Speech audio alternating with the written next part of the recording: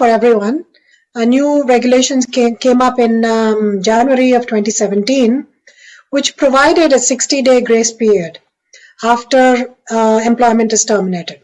So this allows H1-B and L1 workers to have a 60 days grace period within, you get only one 60 days grace period within your H1 period. So say your H1 is for 3 years, within that 3-year H1 period, you get 60 days of grace. So you can't get 60 days of grace every employment cycle, right? Only within the 3 years you get 160 days, then the next 3 years you get another 60 days grace. So it's like that. So use it very carefully.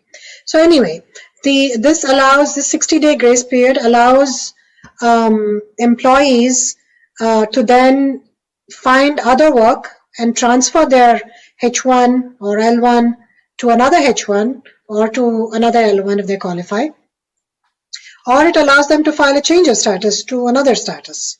Or it allows them to just stay for 60 days and, wrap up their plan so that they don't have to leave immediately. It's hard to leave immediately, even if you don't have a job, because you'd have to close your bank account, take care of, your businesses, take care of most probably your house or whatever lease or whatever you have. So a lot of affairs that you have to put into order. So you can't just get up and leave, right? There is also, having to move. So all that. The logistics of it is just too complicated to allow you to leave, the next day. So, as I said, this 60 days grace period really helped employees not to be under the mercy of, their employers as much.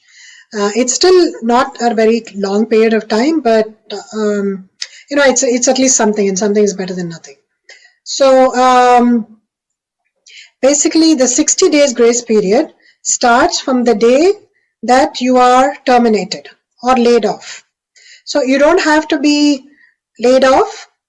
You can choose to leave the job as well. So that's very important. In the early days when this law first came out, a lot of people would think that you only had to be laid off. But if you chose to leave, then the 60 days grace didn't apply. It applies in both situations. Whatever the situation might be, if you're not working, from the time that you stop working or you stop being on the payroll, you get a 60 days grace period. So this gives employees some true control over their employment because if they don't like the employer, if the employer is not paying them, if the employer is exploiting them, they can really then get up and leave and not be forced to remain with the same employer, right?